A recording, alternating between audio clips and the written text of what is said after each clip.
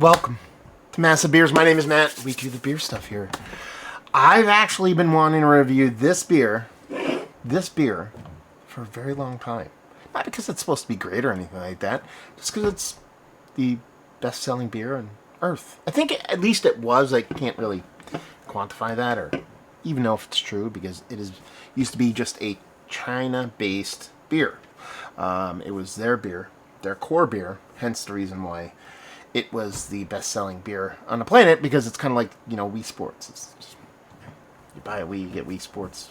Live in China, you get Snow Beer. It's kind of how it works. But I've always wanted to review it, but it was pretty much, locked behind that wall. I think Sab Miller, there's a partnership or something along those lines. I don't know what's going on. All I know is it debuted in the States this year. I saw a 6-pack. Picked it up. Here we go. It says Snow Beer. 5% alcohol by volume. There's a government warning on here. What else? Snow Beer, brave the world. I guess it's their catchphrase. And then we have, it's got original gravity on here, which is 11 Plato. It's just, you don't see that in craft, let alone macro lager, so that's kind of weird. Water, malt, rice, hops. Yes, quality grade, premium. Store in a cool place. Best before C can base. Best before 10/9/24. I'm assuming it was made in October then, or canned in October, I should say. No, month, day. Yeah, so I'm right there. Imported by Evergrande Group, Uniondale, New York. That's all we got. Product China. So here we go. What are we expecting? I don't know. Macro lager is what we're expecting, but in the grand scheme of things, who knows? Who knows? Anyway, beer-wise, or can-wise, I'm not going to hate on it. It's just dude climbing a mountain. What do you want? Beer-wise, it's pretty much what you'd expect. Clear beer. Ultra clear beer. Looks like, a handful of other macro adjunct lagers. Pinky finger, white as white could be head. Bubbly, little soft carbonation on it, and hyper clear yellow fizzy beer. See if you get a nose.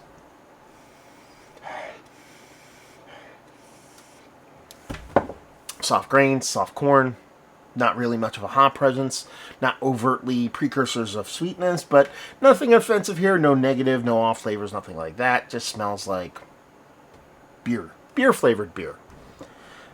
Let's dive in. Cheers, y'all.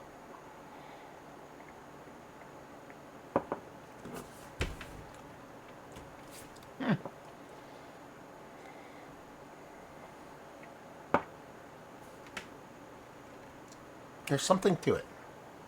I'm not saying it's good or bad. There's something is subtly unique about it. Maybe it's the sweetness. The sweetness comes off.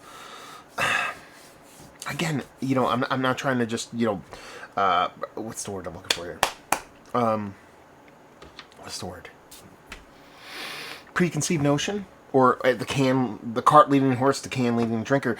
But it almost has like a subtle, like ricey, kind of like sake vibe kind of going on for it. I don't know if that is just an Asian thing on here that's kind of influencing my brain. If I'm not weakly influenced, then that's poo on me.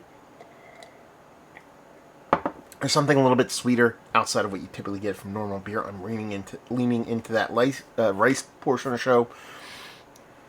Not much as far as hop presence. A soft, very gentle bittering. Nothing there as far as fruitiness or anything like that. Relatively clean. Maybe a dab of like a minerality to it, where it has this like little bit of extra kind of water treatment thing going on.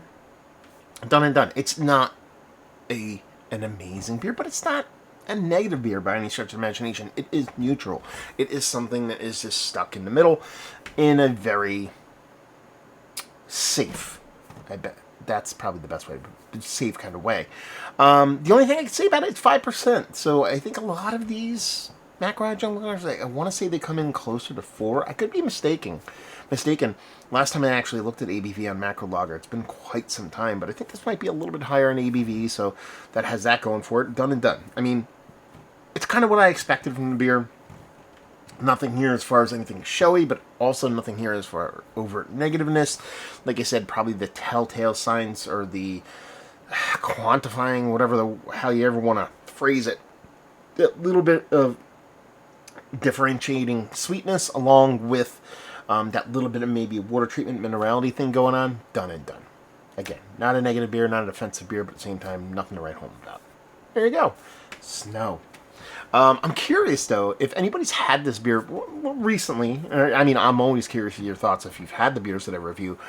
But if you had these beers prior to them being available in the United States, I don't know if there's any marked difference between what this beer was back in the day as opposed to now. Is it more kind of tuned to American taste? What ends up exporting from China is it exactly the same beer? Be really curious if anybody out there actually has any insight into that. Be pretty cool. Throw that down there. Have you been to their brewery? Have you had their beer? That's a weird conversation because I don't know how many people go brewery hopping in China, even though I know somebody who owns a brewery in China. Anyway, there you go. Reviewing the Bucks. Hopefully you guys enjoyed. Hopefully you're enjoying crushable beer right now. Hope we'll see you next time. Cheers, y'all.